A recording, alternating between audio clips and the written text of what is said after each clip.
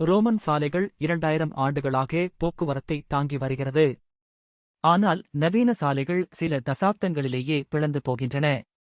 அவை இவ்வளவு உறுதியானதாக இருந்ததற்குக் காரணம் என்ன? ரோமானியர்கள் கற்களை மட்டும் போடவில்லை, அவர்கள் மிகச்சிறந்த பொறியியல் அடித்தளத்தை உருவாக்கினர்.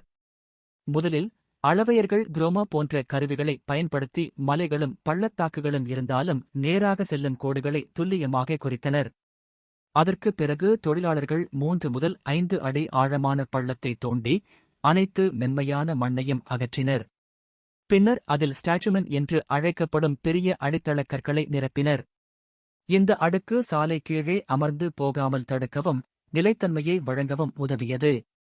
அதன்மேல் ரூட்டஸ் என்ற அடுக்கு வந்தது.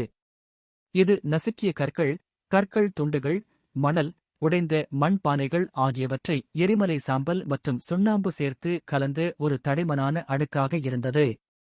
எரிமலை சாம்பலும் சுண்ணாம்பும் சேரும்போது ஒரு வேதியியல் வினை ஏற்பட்டு கான்கிரீட்டை போன்ற மிகவும் வலுவான சிமெண்ட் உருவாகி அனைத்தையும் உறுதியாக கட்டிப்பிடித்தது. அதன்மேல் நுக்லேஸ் என்ற அடுக்கு சேர்க்கப்பட்டது. சிறிய கற்களும் மணலும் சுண்ணாம்பு கலவையுடன் கலந்து சமமாகவும் உறுதியாகவும் அடித்தனர். ஒவ்வொரு அடுக்கும் சிறிய வளைவு, கேம்பர் கொண்டதாக அமைக்கப்பட்டது. இதனால் மழை நீர் சாலையின் இருபுறங்களிலும் தோண்டப்பட்ட வடிகால்களில் இயற்கையாக வெளியேறியது. நீர் தேங்காததால் அரிப்பு அல்லது உறைபனி சேதம் ஏற்படவில்லை. இறுதியில் மேற்பரப்பு அடுக்கு சும்மா கிரஸ்டா. இதில் பெரிய, சமமான பலகோண கற்கள் பயன்படுத்தப்பட்டன. ஒவ்வொரு கல்லும் புதர் துண்டுகளைப் போல துல்லியமாக வெட்டி ஒன்றோடொன்று பொருந்துமாறு அமைக்கப்பட்டது. இதனால் இடைவெளி மிகவும் குறைந்து மென்மையான மற்றும் நீண்ட கால சாலை உருவானது.